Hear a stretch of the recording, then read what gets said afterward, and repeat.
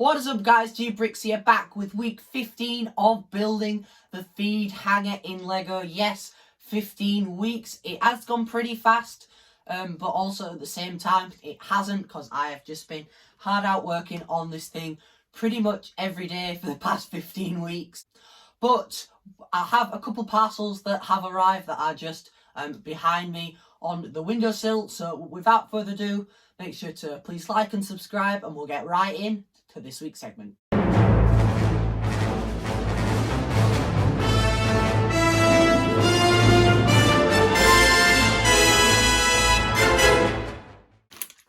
So again, a couple more packages came in. They have actually come in on the Saturday before last week's segment, but I just saved them so that last week's segment wasn't too long. So I'm going to quickly go ahead and open up these.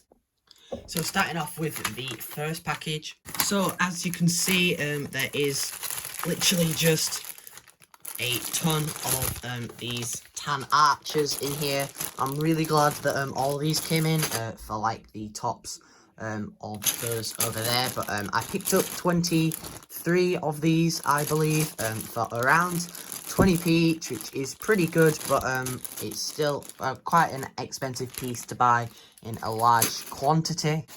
So moving on to the next one, as you can see, so this package is really well packed, as you can see, but I got these off a really great guy called Heel Brix over on Bricklink, so definitely go ahead and check out his store. He was really kind and let me use the bypass and password so I could pick these up in time for the segment, and they did come in. So I picked up a couple of these 1x2 masonry bricks in tan, and then some 1x1 and 1x2 bricks. And then for the final one, this is a lot bigger, so I'm going to quickly go ahead and open up this one.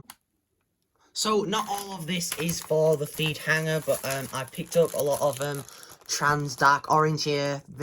These are going to be an absolute pain to take apart.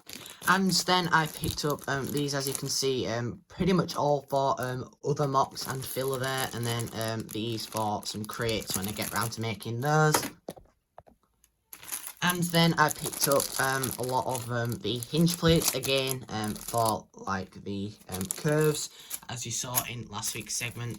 And then I picked up some trans orange 1x2 tiles and some 1x1 versions of those. So that is an absolute ton of parts that have come in. So without further ado, let's get right into this week's segment. So one thing I do want to do in this week's segment, now I have just had all of those orders in, but I just want to finish up this area with some of the plates, so I'm going to quickly go ahead and do that. So as you can see, with that done, I still have a little bit of work to do over there, but I am going to fill in that bit at some point, but it isn't important for now because you can't really see that bit once you are down here. So the first thing I'm going to start off by doing is building up the underneath of this here with most of those arches, just so that we can call the actual like brickwork for this one finished, and then we can fully start working on there, which I will change out the green hinge plate. And I haven't done a time lapse in a while, so I'm going to go ahead and do that.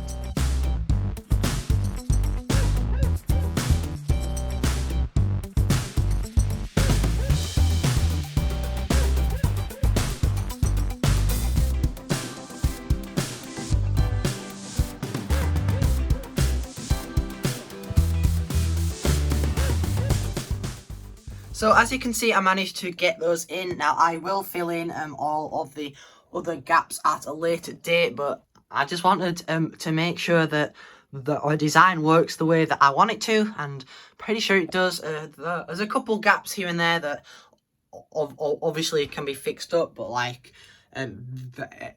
because of all of the weird non-like Lego angles that I have been using, it's sort of like curved the bricks a little bit, so they're slightly out of line. But once I have properly gone behind it and disconnected everything to see and just to connect it all together, it should come along really nicely. But I'm also going to quickly go ahead and change out those. So as you can see, I changed out the green hinge plates and this is looking really great. I also added on another level. So I do need another 5 of these hinge plates. I thought I had ordered enough, but for some reason I'm short on archers too.